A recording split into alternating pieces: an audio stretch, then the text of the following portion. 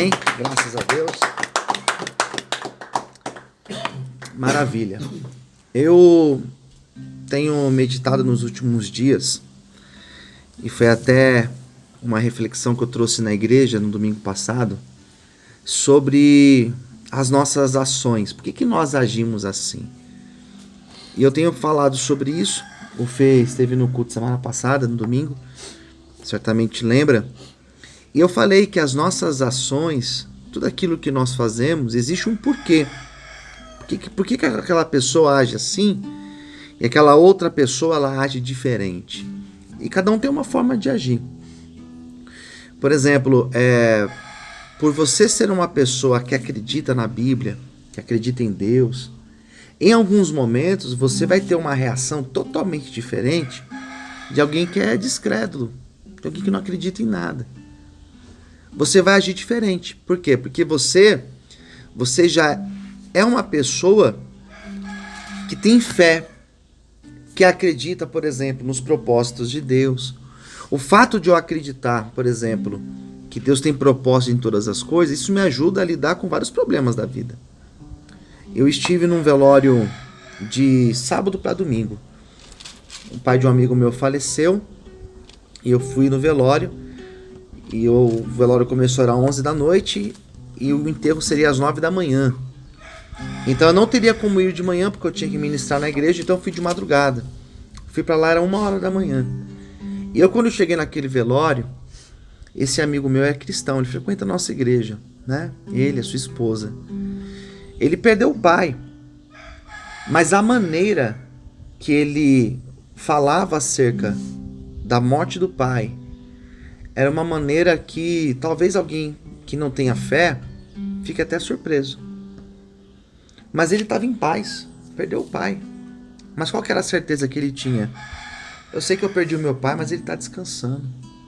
Eu sei que um dia eu vou reencontrá-lo na presença de Deus, porque meu pai foi para o céu, foi para a presença do Senhor. Ou seja, é a fé que ele tem. E essa fé faz ele acreditar nisso. Diferente de uma pessoa que lida com a morte, por exemplo, de alguém próximo, lida com desespero. Perdi meu pai, fiquei em desespero, nunca mais vou ver meu pai, tal e coisa. Então a maneira que nós reagimos, seja uma má notícia, seja a morte de alguém, seja uma frustração na vida, está muito relacionado à nossa relação com Deus. Eu tenho um exemplo aqui de Neemias. Neemias, ele é de uma época, Israel foi para o cativeiro, né, o povo de Judá, e eles ficaram por 70 anos na terra da Babilônia. E foram 70 anos que o povo sofreu demais.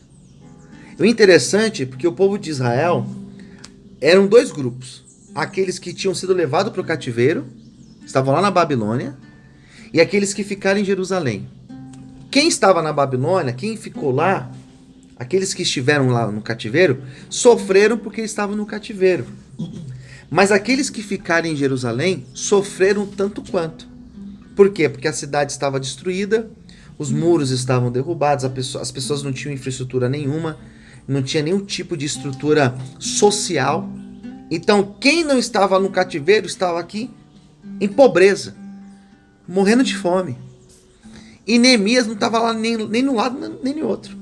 O texto vai falar que Neemias, ele estava em Suzã. Ele estava na Pérsia. Ele estava fora dos problemas. Seria mais ou menos nós falarmos de alguém que é brasileiro e que não está sofrendo os problemas sociais que nós sofremos aqui. O cara é brasileiro, mas ele mora na Suíça. O cara é brasileiro, mas ele mora em Tóquio, lá no Japão. Ele é brasileiro e mora na Europa, em um país da Europa. Então ele é brasileiro, mas ele não está participando dos problemas nossos. Está numa outra realidade. Para ele, se vai ficar o Bolsonaro ou não. Para ele, se o dólar vai ficar 4 e tantos, vai ficar 8 reais. Tanto faz. Ele está lá na vida dele. Neemias, mesmo estando fora, ele ficou triste quando ele soube disso. Ele recebe essa notícia que os irmãos dele estavam presos no cativeiro e outros estavam na miséria. Ele fica muito triste. E as reações dele, olha o que diz o versículo 4. Quando eu ouvi essas palavras, quando ele descobriu isso, né? Que a cidade estava queimada, que o povo estava na miséria, eu assentei-me e chorei e lamentei por alguns dias. Primeira coisa, primeira parte, né? Assentou, chorou e lamentou. É igual você chegar para uma pessoa e falar assim: eu tenho uma notícia para te dar.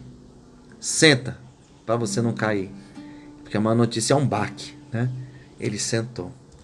Ele senta, chora e lamenta. Como que se chama isso? Isso aqui se chama luto. Tristeza profunda. E o texto vai falar que ele ficou desse jeito por alguns dias. Essa informação, ela é muito importante pra gente, porque ela está dizendo o quê? Que esse luto, que essa tristeza, que essa reação de você chorar por alguma situação, ela pode durar, mas ela tem que durar um tempo. Porque o nosso sofrimento, ele tem que ter começo, meio e fim. Começo, meio e fim. Então eu recebi uma notícia ruim no começo da semana, né, Fê? Recebi uma notícia ruim. É normal você ficar triste. Normal você ficar chateado, chorar, lamentar. Mas essa tristeza, ela tem que passar. Se ela não passa, a gente já vai diagnosticar como o quê? Isso é depressão. Você tem que procurar um médico para te ajudar. Porque todo o processo de luto na nossa vida, ele tem essas fases, começo, meio e fim. A minha tristeza, a minha preocupação, eu chorar, isso são reações normais, qualquer pessoa tem. Seria estranho uma pessoa não chorar.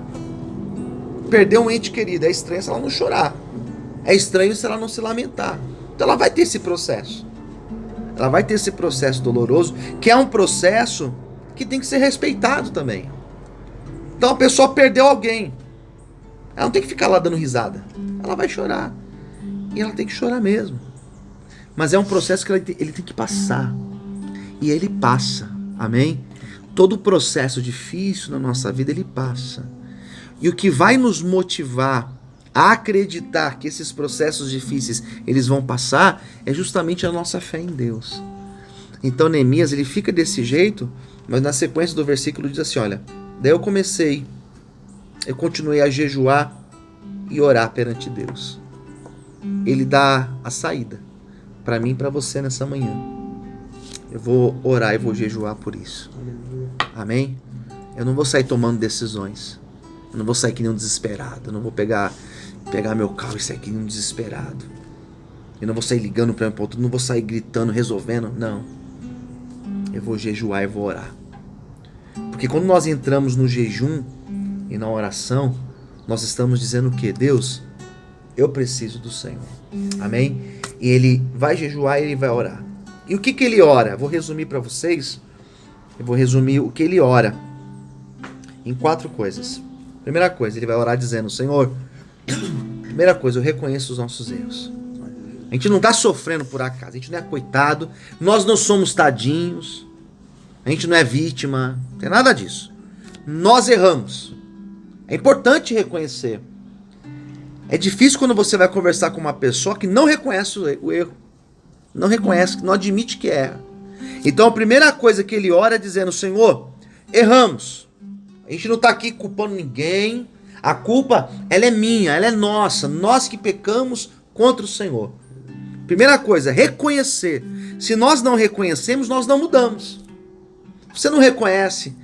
Ah, pastor, eu preciso internar o meu pai, eu preciso internar meu marido, meu filho. Mas ele quer ajuda?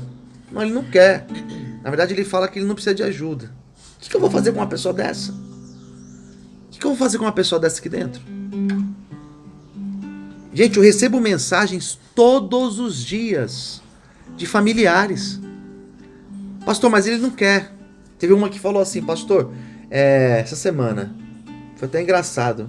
Ele quer ajuda, mas só quando ele tá bêbado. Então eu vou esperar ele ficar bêbado e o pastor leva. Eu falei, então eu vou esperar ele ficar bêbado. Quando ele estiver bem louco, eu pego ele, põe no carro e trago pra ele. É brincadeira. E depois, pra manter lá dentro, o que eu faço? Um litro de corote por dia? Tem que manter bêbado. Teve o cara que aconteceu isso. Se o cara não reconhece, não tem ajuda. O primeiro passo é reconhecer. Não quer ajuda, pastor? Então você tem que procurar uma internação involuntária. E lá os caras vão sedar ele e ele vai ficar lá de boa. O tempo que precisar. Não é o caminho que nós trabalhamos. Segunda coisa que eles oram, que Neemias vai orar. Senhor, tenha misericórdia de nós. É isso. Nós erramos, reconhecemos o nosso erro e tenha misericórdia das nossas vidas, Senhor. Porque nós não merecemos.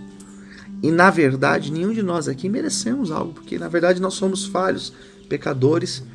E o que nos abençoa é a misericórdia de Deus. Amém? Quando vocês saírem daqui para retomar a vida de vocês, daqui a um tempo, as coisas vão acontecer, não é por merecimento de vocês, mas é pela misericórdia de Deus. Vocês nasceram de novo. A chance que vocês estão tendo hoje é de nascer de novo. Nascer de novo. E muitos, quando saem daqui, começam a contar a vida depois da saída daqui, porque até então não viveu. E começou a ter uma nova vida. Por quê? Porque Deus, ele é um Deus de misericórdia. Amém? Ele vai orar dizendo, Senhor, e agora? Como que nós faremos? E ele não sai tomando direções, ele não sai agindo. Mas Neemias é um homem que ele ora em todo tempo, pedindo para que Deus desse a direção para ele. Como fazer? E o livro de Neemias mostra que ele fez muitas coisas. Ele trabalhou para reconstruir o muro. O muro que eles reconstruíram, a cidade, não foi um milagre. Não teve milagre. Eles não oraram de manhã e à noite o muro já estava erguido. Não teve isso. Eles trabalharam. Eles tiveram que colocar a mão na massa. E todo o trabalho que eles fizeram foi com direção de Deus e com estratégias de Deus. E com a provisão de Deus. Deus foi preparando tudo o que eles precisavam. Então, essa chácara é uma bênção. Aqui, quando nós compramos, lembra, Fê? Há anos atrás, quando nós compramos, não tinha nada disso que vocês estão vendo hoje. Nada disso. E Deus deu estratégias, Deus levantou pessoas para abençoar, Deus colocou vocês para nos ajudarem aqui. E tá aí. Cada um fez um pouco e hoje a gente encontra uma outra realidade. Aquela cidade não foi reconstruída porque Deus fez do dia para a noite acontecer, não, eles trabalharam. Mas foi um trabalho que teve a direção de Deus, e a estratégia de Deus, e a provisão de Deus. E na nossa vida tem que ser exatamente assim. Vai exigir o teu trabalho, o teu esforço, a sua renúncia, mas vai exigir também a direção de Deus, a provisão de Deus, as estratégias que Deus vai nos dando. E Neemias, ele se abriu para isso. E quando nós nos abrimos para isso, Deus, ele nos direciona. Amém? Então a história de Neemias, ela é uma história que fala muito comigo, porque mostra esse lado humano dele, de chorar, de se lamentar, de sofrer por algo, mas mostra que ele também foi espiritual. E ele só agiu dessa forma porque ele foi um homem espiritual. Ele orou, ele jejuou, e Deus direcionou a vida dele. Amém? E é isso que Deus quer de mim e de vocês. Esse equilíbrio. Eu vou sair fazendo. Não. É fazer, mas é fazer com a direção de Deus. É buscar, mas é buscar na direção de Deus. E assim Deus nos honra e nos abençoa. Amém? Essa é a palavra de Deus nessa manhã. Que Deus abençoe a todos. Vamos aplaudir ao Senhor. Amém?